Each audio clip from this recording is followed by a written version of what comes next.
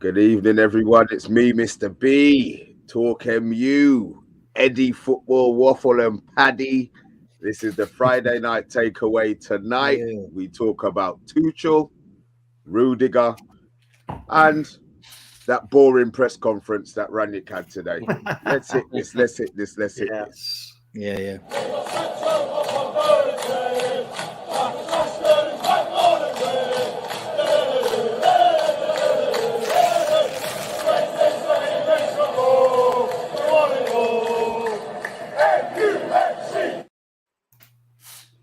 Good evening, everyone. Obviously, everybody knows my right-hand man, TalkMU.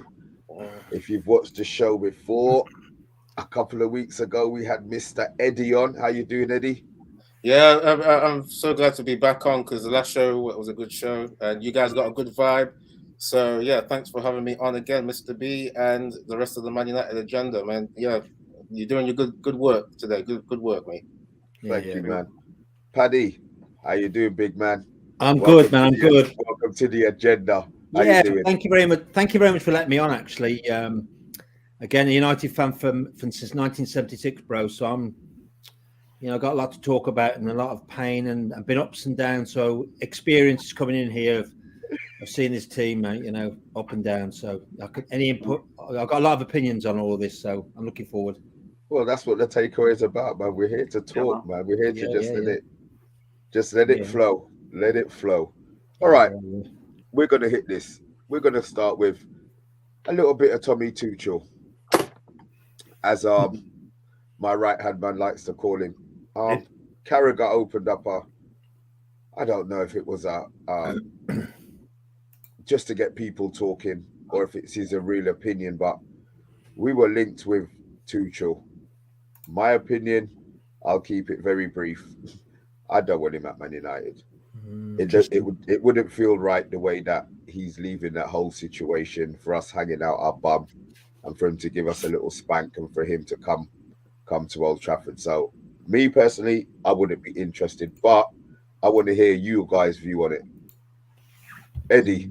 Yeah, I'm just thinking, like, I mean, when have we really seen a manager just come directly from a rival like that? Like, there's got to be at least a buffer period, I think. Surely. I mean, those guys that they've been winning the Champions League, they've been winning stuff over there. It just seems like it'll be opportunistic for Man United to take that kind of manager without really going out and scouting themselves for some fresh talent. Really, I like his football to a certain point. I mean, I don't like what's happened with him and Lukaku. It seems like this happens with a lot of clubs where there's a signing that comes in for like a lot of millions, and the manager will be at odds with that signing. I mean, I think we did see that with Ole in terms of, just for example, Jadon Sancho, when he came in, he was benched by Ole, things like that. But if I come back to the point, I can't see Tuchel coming to a direct rival like that. I just think he would go to a different league. To be honest, it's dirty as well, Eddie, innit? Let's have it right. Look, we're not that type of club. I don't want to take somebody jumping from a sinking ship. You know what I mean? Listen, from my point of view, I ain't interested in this guy. I don't care what he's doing at Chelsea. I'm not interested in one little bit.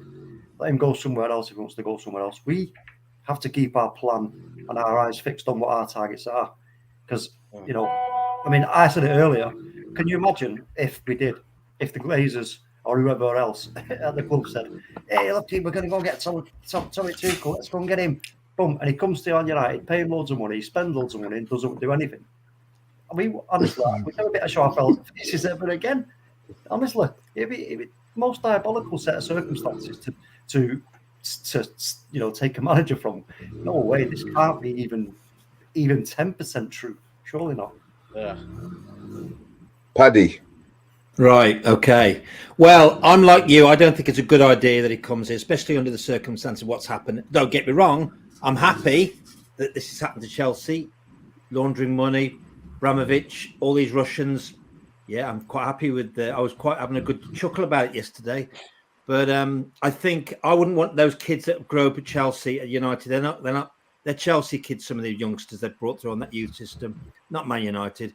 Tuchel, I'm like you. I didn't feel it at all. I thought, no way. We've got to keep on looking for our manager that we're going to come. I think Tuchel coming to a victim of circumstances. It may work. It may be a gamble, but I hope they don't go for it. That's my gut instinct on it.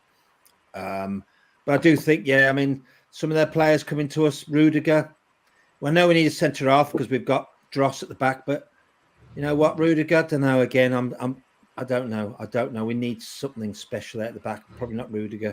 Oh, Rudiger would be awesome, though. I mean, I don't know. You see how good he is with what do you call it, the physical side of the game, and his fitness is so good, and he can drive forward as well. Actually, now it's been brought up. I just want to run you. I didn't have time to put the stats onto a graphic, but I'll just quickly talk you through the stats now. Then, yeah, here we go. So, as we know, defense. So we're talking about duels, successful 50-50s, aerial battles, etc. So those for me are like the big numbers, recoveries as well. So we're going to start with Harry Maguire. So Harry Maguire's played 190, appearances 196. So in 196 appearances, aerial battles won 684. Rudiger 289 in 124. So you're going to go, okay, there's numbers there. So yeah, I mean, with that one real quickly, though, we know that Maguire's called Slabhead for a reason, right? He's always going to be winning that scrap. So have you got to start on, the ground duels, that kind of thing as well, because that's a big part of the game as well. Well, yeah. So I'm going to get to that. So tackles. Let me just get to the tackles then. So tackles, Harry Maguire 243, tackle success 67%. Rudiger tackles 153, tackle success 63%. So there's a big difference in the amount of tackles, but not a huge difference in the amount of success rate, 63% to 67%. Yeah. So you know what I mean? It's an interesting. Sorry, go on. Sorry, mate. I think it's a good stat and a good thing, but we've got to look. I've been watching this team, watching these teams at this club for a long, long time. And the standards have gone. I don't know if Rudiger has that standard to be a Manchester United centre back. We've got no standards at the back for our Manchester. We look at it. We're going back in the past. I know I go back in the past a lot because you have to look at the standards, but these are not the standards for this football club at the back for us. We've made massive mistakes, and I worry about how long it's going to take to get back to those standards, even at the defence. Because you know what, you have a strong goalkeeper and a strong defence, and you build from there. And we just haven't had it at all. Not so much bad as Leeds at the moment, but I'm worried. Paddy, it's funny you mentioned the goalkeeper because we have got some fans who are suggesting that David De Gea is part of the problem also with his distribution skills, etc. Now that's a different conversation. But in terms of Rudiger, for me, I just think, you know what, on a 3, on a 2, on a 3 deal, I don't know. I think it would be a good addition to what we've got. Now, I know what you're saying in terms of where we are right now compared to where we've been. Yeah, we're always going to have to go through that cycle, unfortunately. But I just think also the fact that what we've just been talking about previously in terms of the managers, if it ain't Ten Hag, we've got to stick with Ralf. I don't want Poch. Yeah. And I don't want that clown from Leicester. I don't want him. Anyway, Brendan. No. Paddy, you're shaking and holding your head. Come on, let's hear it. Sorry, let's hear it.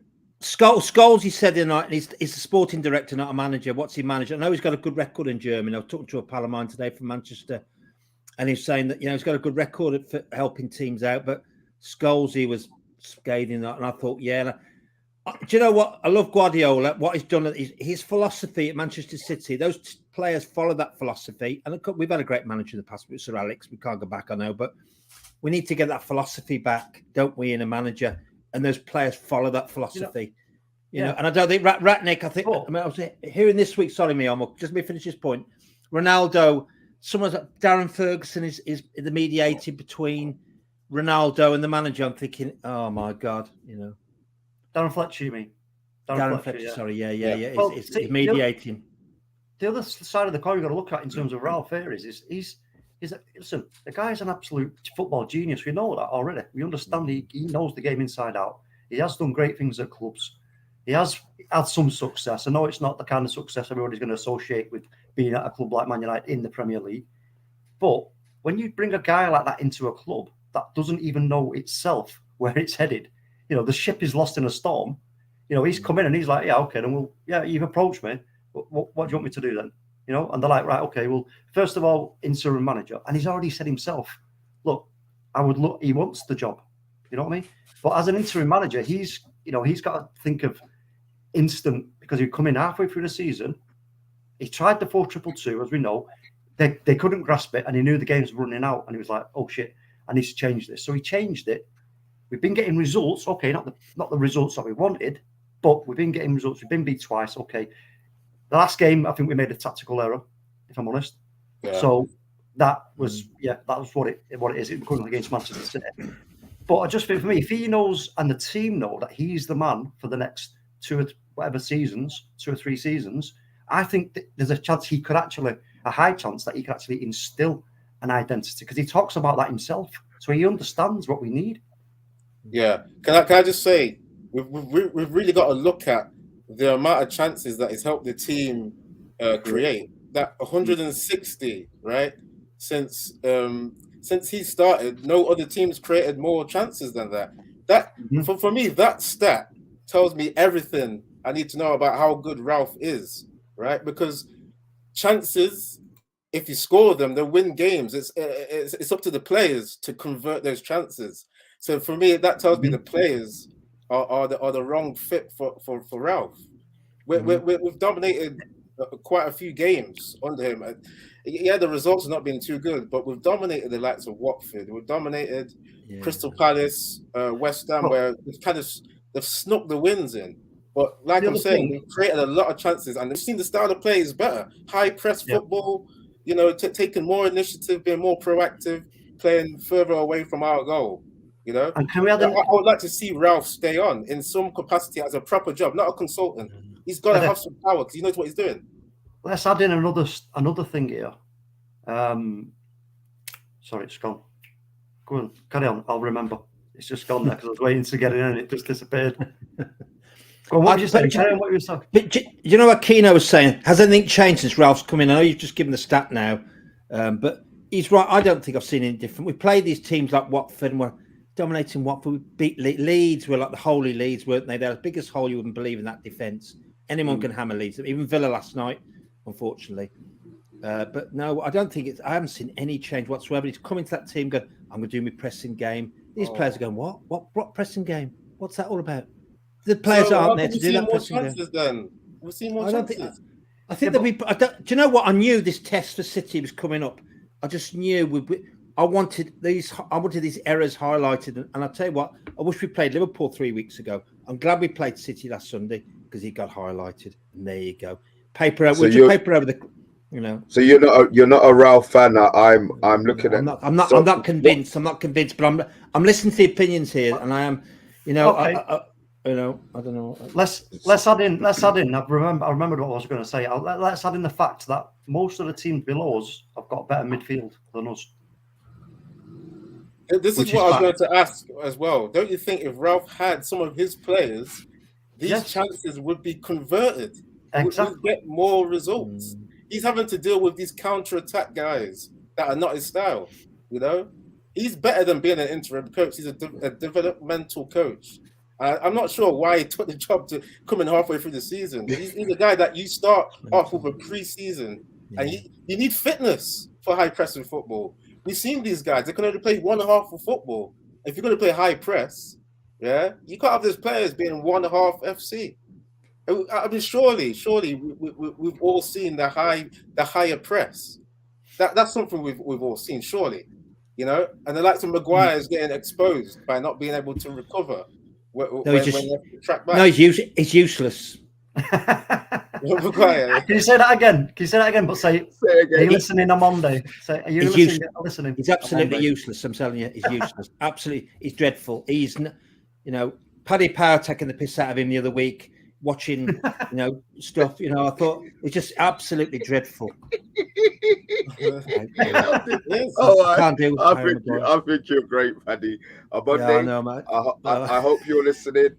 That's 4 of us on this panel who think Maguire is trash. I'll just say, so can we agree that then that maybe Harry Maguire is more suited to a counter-attacking team? Yeah. No, but see, it is. But see, the problem is playing for Burnley. Hey, listening to John Dyche. Even if we had paid £30 million for him, it doesn't make him a good defender. It just means that we wasted less money. His attributes as a one-on-one defender, you know, if you're a forward and you see Harry Maguire faced up in front of you, you know he's going to track back. You know he never engages the forward because he's scared he's going to get motored. So under Ollie, he had 2 protectors ahead of him. So he always looked good. And then we tried to break Rashford. Now that we want to play a completely different brand of football, because now all of a sudden we want to play possession football, Bruno can't keep hold of the ball. McTominay can't keep hold of the ball. Pogba, when he's ready, is the only one that wants to keep hold of the ball when he can be bothered. And we've got Matic, who's got no legs. Matic can play 33 minutes of a game. So again, we're in a mess. So with the Rudiger situation, okay, we say Rudiger for free. We don't want Rudiger. Is it somebody that are we looking? I want Rudiger. I'd take Rudiger. You would take Rudiger. Yeah, I'd take so him. That's. I think in the comments, you know, if you're watching this late, comments, is a Rudiger on a free, yes or a no? And just give your reasons why yes or why no. I'd pay for Rudiger still, man. I mean, like I said, the amount of what do you call it, attributes he's got. I mean, we've seen. I've seen him in that final, the Carabao Cup final. The way he was playing, he kept Salah out of the game. He does this week for week out. Yeah, he's a one-on-one defender. If he gets isolated, he can defend, or he will give you a black eye like he did to De Bruyne in that Champions League final. Knocked him out the game. This is what he does, man. He's got pace as well. Yeah, pace. He's a bit of a scumbag when he needs to be as well, man. I'd take him. Is it the age an issue or how much he's going to be? I mean, look, is he he's not going to be coming for pence. I'm assuming it's going to be the top end of 250, closer to 300 maybe. Yeah. I mean, that's a lot of money for, is that a lot of money for a defender at that age? Although he doesn't get injured. How old is he? 29. 29. His birthday was the 3rd of March. He's a Piscean, which is obviously you all understand is the best star sign, but you know, we won't go into that on this show. But he's 20. He's 29. He's 29. We get him on a free. What we're going to be looking at? A 3-year, 4-year contract, maybe. I was thinking you can get a good 3 years out of him. You know, there's a lot of good defenders that survive into the 30s. You know, Thiago Silva. Yeah. No, brilliant. That's a great acquisition. And you know, I was having this battle with myself about. I do make comments about Dad's arm at the moment. United. We've got Cavani, who's I don't know where he's gone to. It's good at turning up at boxing matches for Khan fight the night. Then you got Ronaldo. Bless him, shouldn't have come back at all. I don't believe. What was he doing back? Bless him. You know, when he turned up, I loved it. The champagne fizz was up there. Yeah, he's coming, and then it settled, didn't it? And I went, no, it's probably a good idea. He just stayed away. I remembered him from everything, you know, from the glory days that were there from the 90s. But and then we've got Matic. And they're about playing Wayne Matter. We are slowly, and we're about having Lewandowski today. I'm sorry to go off subject just slightly, but having Lewandowski back, we should have had him when he went to Dortmund from Legia Warsaw. We don't want him now. We don't want him now. Bless him. He's a great player. He's got some great goals in the week. I saw that class, but I don't want Dad's Army FC. You know, fancy having our player at 39. Not really. No, you're right. You see, you bring up a great point because if we kept Ralf, he knows how to get the young players. These kind of diamonds in the rough. You know, but there's not just Ralf as well. They're up. What about Ten Hag again? He might know what Rudiger. We don't know what the board are going to. But this board is inept anyway. This Richard Arnold who's taken over is great at doing speeches and drama and words. But come on, you know it's you know making John F. Kennedy speeches saying we're going to do this, this, and this, and this. I'm thinking, come on, you know, where's the proof in the pudding? Richard Arnold took over from Ed. These are the same people, and that's what worries me about and if they bring Poch in. after the PSG performance, which they're all talking about today. You know, I'm thinking, no, don't do that. Don't bring, because I'll be on his back straight away. You know. I mean, with Poch, can I just say real quick with Poch, I think he just gets a bit too much flack because if we look at that Champions League game, okay, I mean, people are dissing him a lot for PSG messing up a 2-0 lead. But if we look at the goals, it was a lot of individual errors. Yeah, Neymar losing the ball for a counter attack, Marquinhos deflecting a goal in, Marquinhos passing the ball to Benzema for that winning goal. So, for me, they went 2-0 up. Yeah, they went 2-0 up because for me, Poch got his tactics right. They were playing good football from what I saw. But the book stops with the manager, doesn't it? But the book does stop with the manager. That is it. And job done. And let's have it right. He's failed twice. He failed at Spurs. Getting to a Champions League final and not winning it means nothing. Yeah, right. Absolutely. Coming second in the league means has no nothing. right to be there, innit? They're That's a debate in itself, Eddie. But let's have it right. So when it comes to PSG, I've had this conversation now with a few people, and I've simply said, look, he knew exactly what he was walking into when he went to PSG. He knew how it was set up and how it was run and who was doing what and making the decisions. So he either went there for the money or he went there with the belief that I can make a difference. And if that's the case, he's failed quite clearly because he's not made the difference. They're out of the Champions League. But then again, TALKMU, he's going to win a league, though. Still, there's so much. I mean, come on. With that front three, you're not going to win the league in France. Lionel Messi, Mbappe. I mean, come on, you know. They didn't win it last season, though, innit? They lost it to, was it Nice, you know? So it is a competitive league to a certain extent. It is. Well, I'm not saying it's not. There's good internationals in that league. I don't like that league being called a farmers' league. That's what I call it. I think call it that. Good. That's good because I don't think those kind of leagues should be devalued. There's competition there. There's a lot of West African players that play there that actually beef up their defenses and they make it hard for people to score in certain games. So there's some great talent there. For me, Poch is not a complete failure if he wins a league there. You know, you still got to beat human beings at the end of the day. You still got to get the tactics right. I'm not. In my view, he's a failure. Guardiola's a winner. He's a failure. Exactly. Yeah, Guardiola though. That's a great guy to look at for like, you know. Yeah. That's what I want. This is Manchester United, not Tottenham.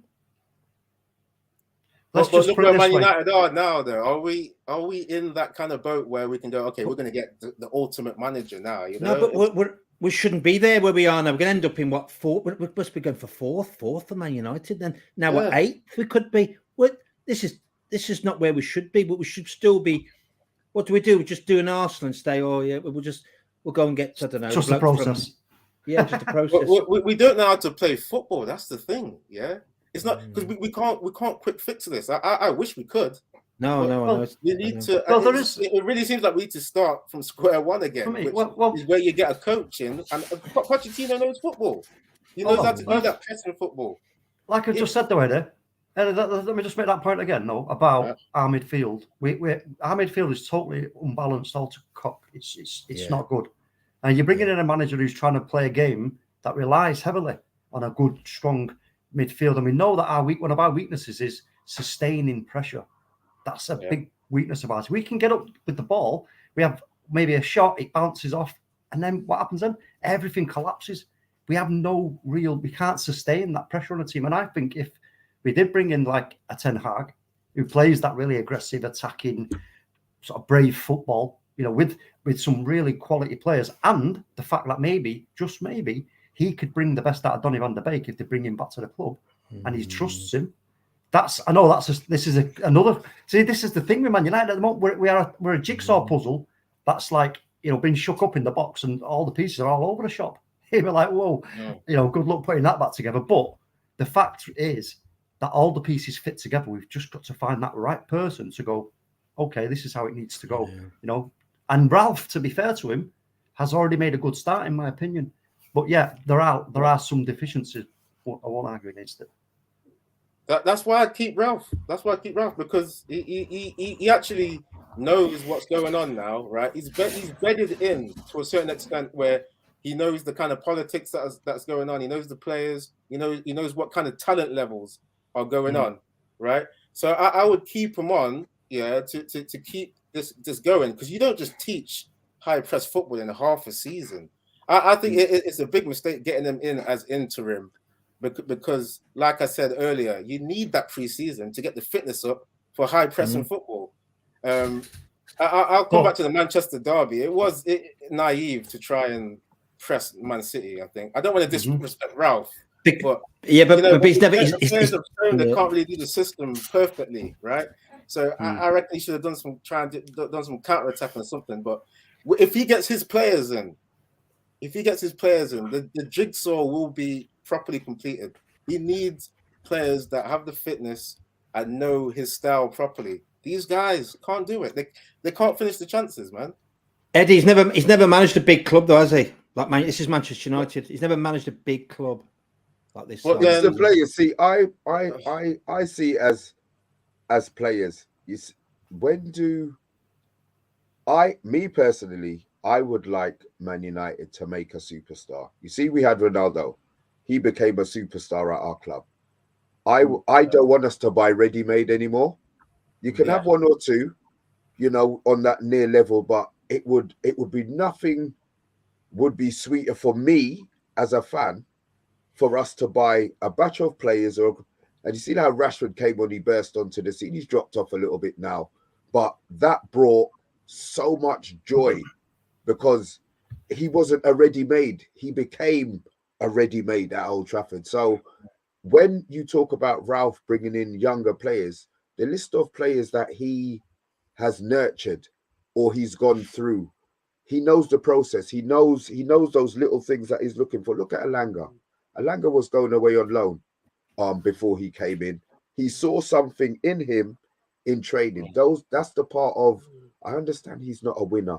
I understand he hasn't won things, but the things that he sees in players and the talent that he sees in players, we've got a big youth talent pool at Old Trafford, regardless of what we've got. And these things, I would like him to get. Maybe we don't need to spend a lot of money in the summer, but if Ralf stayed on, he already knows the weaknesses because he's been working with the trash for 6 months.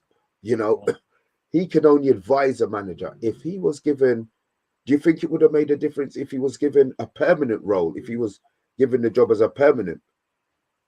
Yeah, this is what I'm saying. If he had the start of the season as well, not just a permanent job, if he had that pre-season to condition these players, we would see way better conversion rates with the chances. You can't help a team create 160 chances without knowing what you're doing. I think we're better in possession. What? So what was that? So I was just going to say. Go on, Mr. B. No. Go talk. No. I was just going to say that for me, this could turn out to be actually a good bit of business by Man United with the way they've done what they've done with Ralf, because they brought him in interim. Then they've said, okay, the idea is you go upstairs. He's saying, I want the job. Now, if, like I say, if these targets, it makes it easier for us now as a club and a board when we're identifying targets, because we've got something to fall back on should we find ourselves in a position where we're going, all right, look, this guy's being a dick. He's making it difficult for us. Do you want to come and manage the biggest club in the world or not? If you don't, tell us, because we've got someone to fall back on. So it gives us a better hand, shall I would say, when we're now going to try these negotiations with the likes of Ten Hag. You know, because for me, like I said, he's absolutely number one. But for Pochettino, that doesn't come into the equation, because Poch, the rumours, the love affair has been there for a long time. This rumoured, gazing across the bar, eyes meeting and all that nonsense. No, just forget that side of of this thing with Pochettino. So I think the board may well think that, okay, then we'll go all out for Ten Hag, not just him, but also Van der Sar, to bring him along into the club as well, because he could do great things. Yeah. That way, if they get those two in, wow, what a trio. Ten Hag, Van der Sar and Ralf Rangnick. They could easily, get rid of some of the other people now they give roles to who shouldn't even be in such positions at the club, to be fair. I know there's some club legends I'm speaking about here, but at the end of the day, do they understand what they're supposed to be doing? I don't think they do. That's what Ralf said. That's what Ralf said, didn't he? He said, well, what's Darren Fletcher's? He said, I don't know. There you go. No, that's not right, is it? No, exactly. That could be a good shout, to be fair. I can go on that. That's a good shout, actually. That's a good shout. I'd like to see that that's quite fresh and exciting. Actually, I feel maybe. Can I just ask real quick though, because I just thought what Paddy was saying about Ralph's not managed a big club. Yeah. Okay, that does affect what do you call it? The mentality, because the mental side of the game is a big side. To be a leader, you have to command the respect, right? You have to not just know the tactics, command the respect. But I just think with the amount of experience that Ralf Rangnick has, right, that he will eventually command that respect, and as well as getting his players in, he will be able to do a good job there. I mean, we saw with the Red Bull franchise what he's done there when he was sporting director, turning a 100 million portfolio that they had into 1.2 billion. He knows football and business. So I want Ralf to have a job, not just consultancy, have something where he's got the power. He's got the proper experience to do this. I reckon because he's cultured enough, he can rise to this occasion to bring Man United back up. The thing is, you're talking about business. I mean, Richard Arnold's taken over now. My views on him are quite critical, but he's got the ear of the Glazers ridiculously. You know what I mean? I've met Richard Arnold, by the way. He's arrogant and he's clueless. I did an MU. It doesn't matter. I'll tell you a story another day about that. But I don't think the Glazers have got Richard Arnold in there now. He's doing all the business as what's the name did before, the other chief exec who fell on his sword in the end for his stupid decisions of trying to join that Super League. Again, doesn't it say that tells you a lot, doesn't it? So it's I don't know. Rangnick, I don't know. It's a good point. I get what you're saying, but I don't know about that. To be fair, I just want a fresh, exciting. I want someone who's a winner, who's been a winner in another league and has come in. I want, like Guardiola did it in Spain. He went to Germany and then he come to Manchester. I know that everyone said he had the money, but he built that team. Though he did. He brought Cancelo. I think is fantastic. Yeah. He got those quality players in, didn't he? Because he knew and he saw it, so they could play my game. You know what? I've watched. Whilst you're saying that, I said this a while ago in a conversation I was having with Jan City. Everybody knows who Jan City. Manchester City fan. And I remember saying to her, I said, everybody seems to think here that the money this and the money that, and I'm like, yeah, but it's not just about money. And do you really believe that Pep Guardiola just got lucky by picking all the best players? No, don't work like that. It's like saying I'm going to pick the winning numbers for the lottery every week. It's a nonsense. Yeah. He's identified players who have got certain attributes that he thinks, you know what, you could fit into my system if you listen to what I want you to do. That's the key to it, an instruction. And Pep is quite. I mean, if you look at what Pep does, it isn't. It's not kind of too difficult when you look at it and break it down at how he does what he does. It's quite simple, really. Instructions given to players, and they know their role. Everybody's got a certain role. You're right, because I watched that on Sunday with Grealish. Grealish started. I know because I'm from Birmingham, a Villa fan. They're all Villa. They love him, Grealish, whatever. But I watched him grab him. He started with, "No, you there, and you will stop there, and you will do that job." I mean, that is direction. They went, "Yeah, okay, no problem. Yeah, no worries. I'll do that." And they all stuck to their jobs, all of them. I thought that's it. They know what they're doing. They all know where their place is and what they're doing. And do with money. He brought the best players in, didn't he? That fits his philosophy.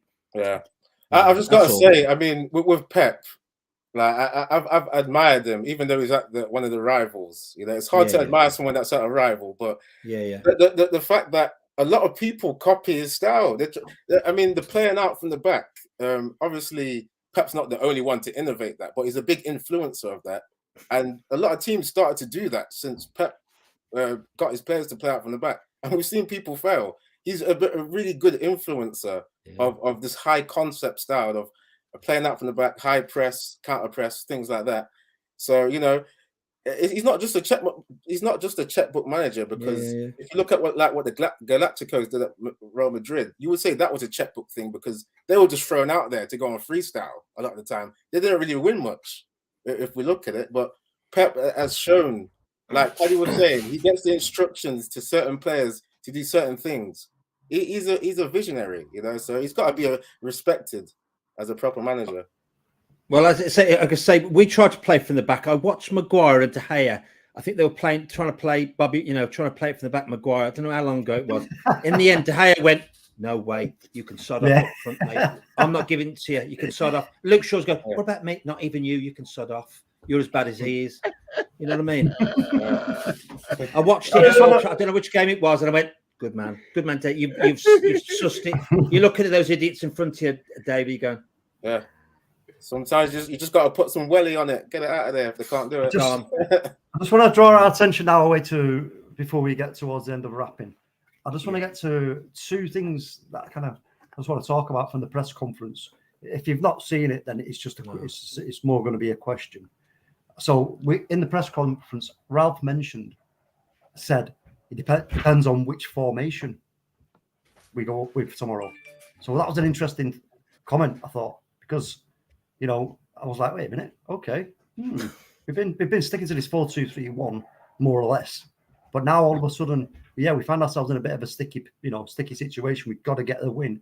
So is he now thinking of going and changing the formation? What do you think? Interesting. I don't know. It depends what Conte wants to do as well, because I've got a sneaky feeling he's going to do what he did at Man City and come and just stink up the place, parking the bus, 5 at the back and trying to counter-attack.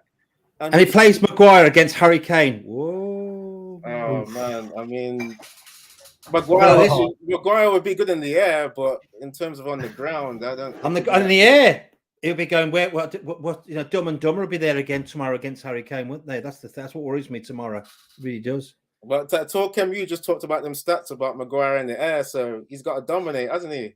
TalkMU, eh?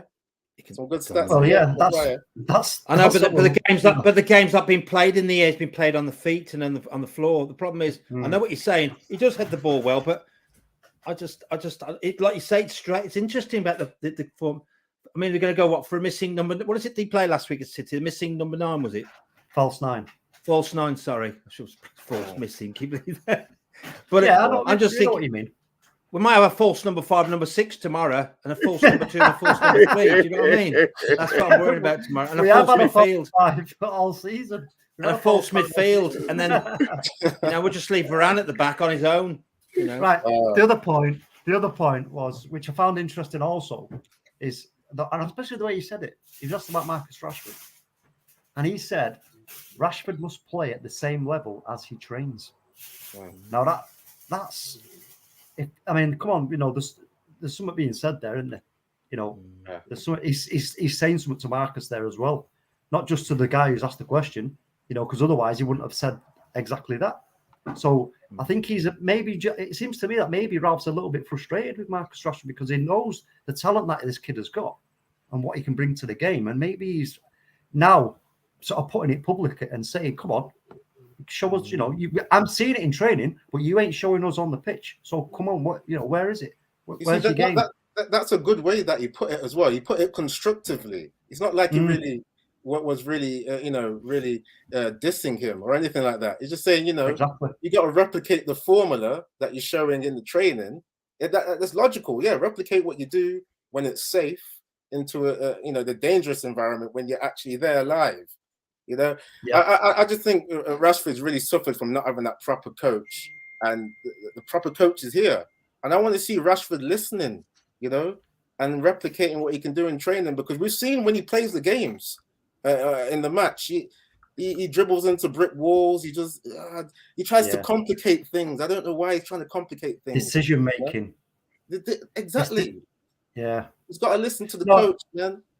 Yeah, it's a frustrating thing watching Marcus Rashford lately, because you just know what he can do and what he's got, and when we're doing like the watch-alongs, for example, and the ball goes to him, it's like, in my mind I'm thinking, no, Marcus, just make a decision now while you've got the space and time to do so.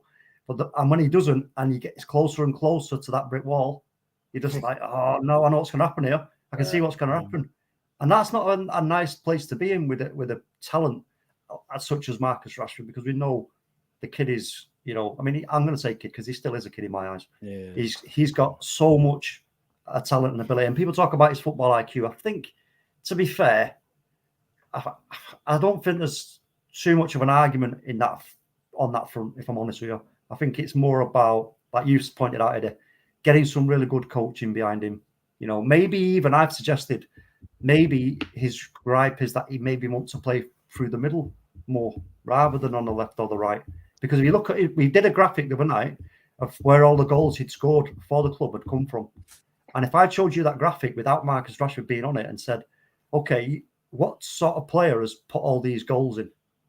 You'd have said, because everybody else did, that's a striker. A striker all day long because of the green dots of where they're coming from, all his goals.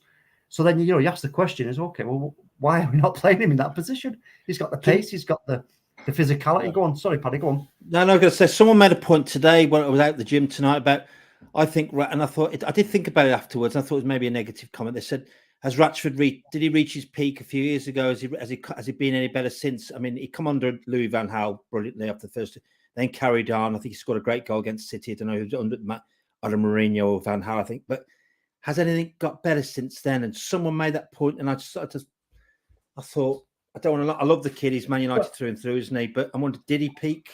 No, Paddy, go on, Mr. B. Yeah, I was going to ask Paddy. The last, do you think? Me personally, I think it's a lack of coaching.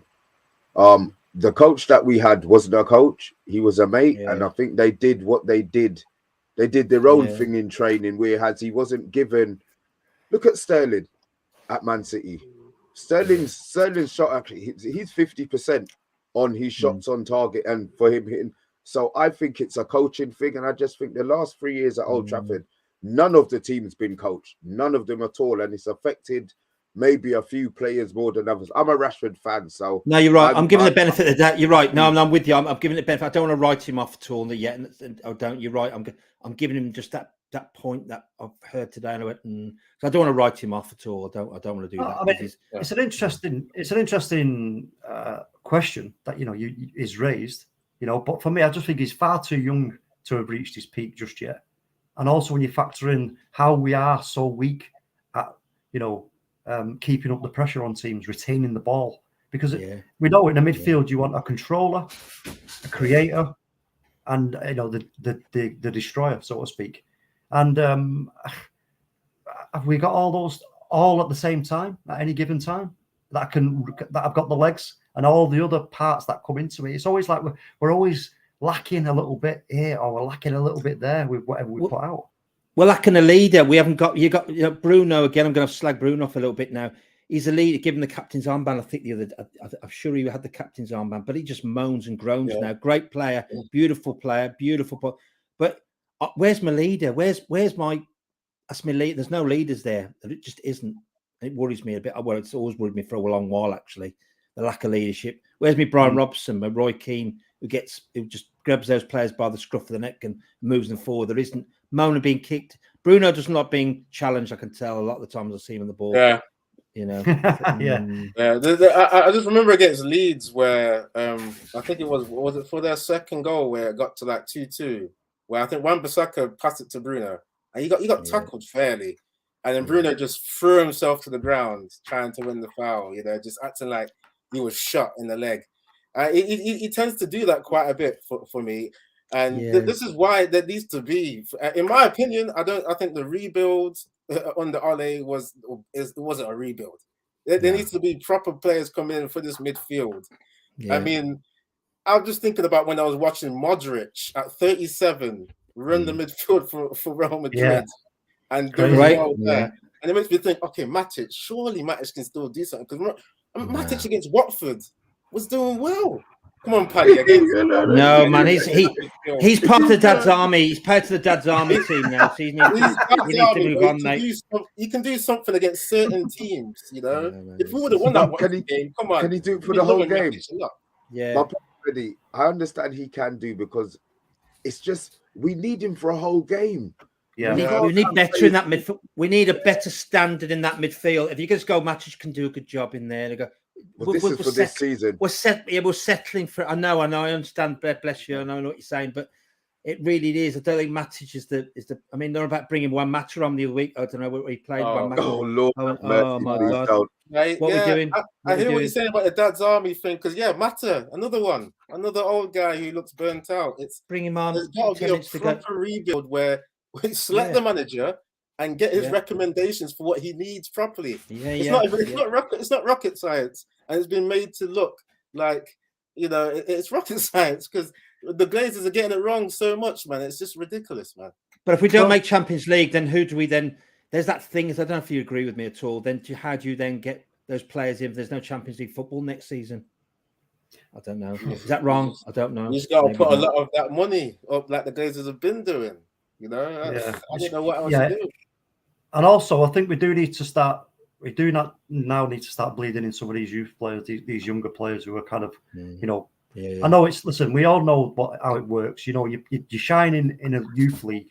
It's like, yeah, that's great, but them players that they're playing against are on the same level. They haven't got the experience of playing in the Premier League. You know, the clever. There's like match fitness. You talk about match fitness being up to speed. You know, understanding how the game rolls, understanding players' tricks, you know, how to kind of work the ball and just, you know, when you find yourself heading into a dead end, and you're thinking, oh crap, I've made the wrong turn here, made the wrong decision. What do I do? I've got to buy a foul or something here. It's knowing how to, you know, work the ball in those. You know, we see that the seniors, some of the senior players do it really cleverly. You know, like Paul Pogba can do it. Paul Pogba does it well. You know, he can easily, you know, just turn, shield the ball, and whoa, you're in. You get too close to him, and then whoa, it's free kick. You know, but when you're at a youth level, you haven't got that experience, so you can quite easily just find yourself keep going, and then you run into the brick wall, but you give the ball away, and that's obviously not what the manager's looking for. So, but I still think though that we've got enough, you know, to some great talent that we could actually start to bleed in, and I think as fans we're going to have to accept the fact that there's two ways we're either going to go. The Glazers are going to make the right decision. No, well, not the Glazers. The people advising the Glazers are going to make the right choice for the manager. Then the Glazers are going to go, okay, we trust what you're saying, and here's whatever money we can afford to give you. Hopefully, upwards of 200 million. Mr. B's laughing. But that's not, it's got to play out that way, and you know. Or how much did Ole get? Was it at least $500 million? Wasn't it 500 million, 400 million? He got a lot of money. It was a lot of money that was spent. The new manager's got to get that at least. Yeah. You know, because we were fans believing the premise that Ole was going to keep improving the team, right? We saw on paper that the team was improving in terms of the lead position, but I'm sure we can all go back to our archives in our mind and see that the team was not playing good football. I think with Ole, though, you're right, Eddie. I think the problem with Ole that we were all a lot of people were suffering nostalgia blindness on that. I think so. You know, I really think that everyone got nostalgic. I wanted him to do well as a legend, you know. And when people were the Ole, I was part of the Ole out brigade. I was for a while because they didn't think he was the right man to manage the club. And in the end, I was being right. Really, to be fair, I was, you know, so I don't think we're back to square one, aren't we? But I just thought, no, Ole, no. So he wasn't the right man to be leading the club at all. And some of those performances, oh dear, nah. Well, this is what I'm worried about, Paddy, is that we're back to square one, and people are not really realizing that we've got to build from square one, because a lot of people will have less patience now because we've given what should have been a legend, right, in the manager sense, a lot of time. So it's like, you know, a lot of people are wanting to win now because we've given that amount of time where we've not been winning stuff. Came close with the Europa League, and I'm just worried that, you know, the fan base is not going to give a new coach the right amount of time to build the team. Well, they've got to think. I lived to the late 70s, the 80s, and the 90s, where Liverpool dominated through the 80s, and my mucker will hear me out. My mate, I'm 55 now, but so I saw the ups and downs, and then Fergie came on, and that great time happened. But before then, if you wanted the fan base, they've got to stick with this club because this is Manchester United through the bad times and the good times. Well, they want to go on, let them go. Do you know what Eddie was just talking about there? We're all talking about is the rebuild, and what have we got right now? We've got an architect of football in our midst, in Ralf Rangnick. So if you're going to do a rebuild, he's the perfect guy to have right at the helm of it because you know he's as Eddie's pointed out, and maybe I don't know if you may have said it as well, Paddy, that the players that Ralf has worked with in the past and brought on and turned into big stars, you know, and had a part in turning no. into big stars. Yeah. That, if you look at this, because let's have it right, Fergie, in a kind of a roundabout way, was a bit of an architect himself. He came in and he knew and identified, right, okay, whoa. Youth. No, this is all wrong. You know, and he took it on and started to rebuild. So Fergie, You're right. You know, he built us. So I think maybe this could turn out to be, hopefully, I'm hoping that if they, like I said before, if they can't get Ten Hag, stick with Mr. Rannick all day long. No, I'm just a doubting. I'm going back to biblical times. I'm a bit of a doubting Thomas on this. That's all. Do you know what I mean? And that's, you know what I mean? But I get what. No, look, I love it. I think if it happens like that, but do you think just that last point for me is that do people get that time to do that now? Fergie came in '87, I remember, after Ron Atkinson. It didn't. There was no youth system. Had that time to change it, and he did lose it. I'd love him. I love Ralph to have that time and to build and to build and create and construct. I'd be so chuffed with that. You know. That'd be good. Be great. Sounds good. Yeah. Before we bang away here, before we drift off, I've had my score prediction. I'll repeat mine. I know Talk's got his score predictions for the game tomorrow. What you're hoping and what you're expecting. If I just go first, I mean, I'm just thinking it will be a boring draw. I reckon it'll be maybe 1-1 if we're lucky to get goals, if I'm being real. And then my honest thing is that I think it'll be 0-0. I just think Conte will come and park that bus. I think he will respect Man United quite a bit. I think he will respect that Man United are thirsty to try and get the win, and you just try and counterattack. And I can't see Man United losing another game. But then at the same time, Man United don't convert the chances. So I don't know if they're going to do it. So I see a draw. I hope for a win. You know, if you want to ask for my hope, but yeah, I can only see like 1-1 draw. I'm being honest. Well, I see us getting beat tomorrow. They've got a number 9, haven't they? In Harry Kane, I think he likes scoring. I was being negative. Wow. I know, but I just think. I mean, you might part the bus, but Harry Kane and what's his name, the other player, the Korean, very good if they're playing tomorrow. Son, if they are, Son, yeah. He's very, very. If them two play tomorrow, they could play havoc with our defense tomorrow. Yeah. Wow. Score? I'd say 2-1 to them. Talk. Wow. Yeah, simple 1-0. We're going to go. We'll get a goal. I think it'll be Alanga. Alanga will score a goal, and then Conte then will be like, oh wait a minute, whoa.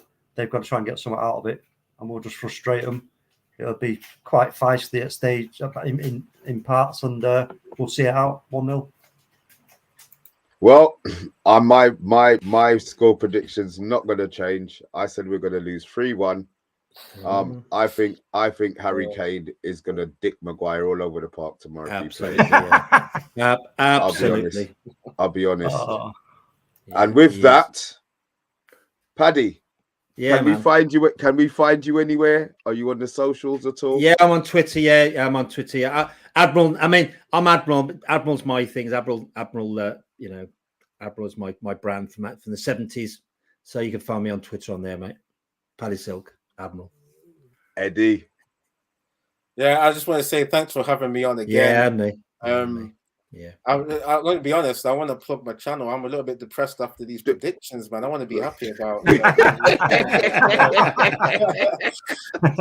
bad. It's bad, isn't it? It's bad. But it is reality. Real. You gotta be real, exactly, Paddy. Yeah, I'm on YouTube, so you can find me at Eddie's Football Waffle. It's Eddie with a Y. Nice one. Yeah, I try and add levity to the situation when I do my reactions or predictions to funny man. Yeah, man. Thanks for following me as well, Mr. B, and everyone else that's been following. No problem, man. No problem, man. Yeah, thanks again for having me on. Yeah, thank you as well. Listen, both of you, it's appreciated, man. It's nice to hear different points of view every now and then. And I tell you what, Paddy. Yeah, I've got to get you and OMONDI on the show, man, because yes, it's gonna happen. I will sit back with a big bag of popcorn, mate, and just sit down and enjoy it. So we're gonna get that in the pipeline. We are, I promise you. We'll get you back on. Yeah, that's no problem. Talk. You're on tomorrow, aren't you, bro? Yeah, we'll be live at 5 o'clock. Watch along. So anybody wants to come along and listen to my dulcet tones, shouting and blaring and effing and blinding, come on, have it. Nice bloke. Lovely to meet you, by the way. Thank you. Good to meet you, by the way, fella. Yeah, and you, Listen, and Dede. Yeah, man. Yeah, all of you You guys. guys- Safe. Listen, Yeah, man, stays. appreciated. Thank you for coming. Thank you for making the effort, and thank you for taking the time. You guys in the comments, as always, I see all of you. I don't mention all of you, but I see We see everything. Yeah, thanks for showing the love on a Friday night, man. You could have been somewhere else. You chose to be here with us on a Friday. So from us, the Man United Agenda, peace out. Thank you. Enjoy your evening and stay safe. Yeah, man.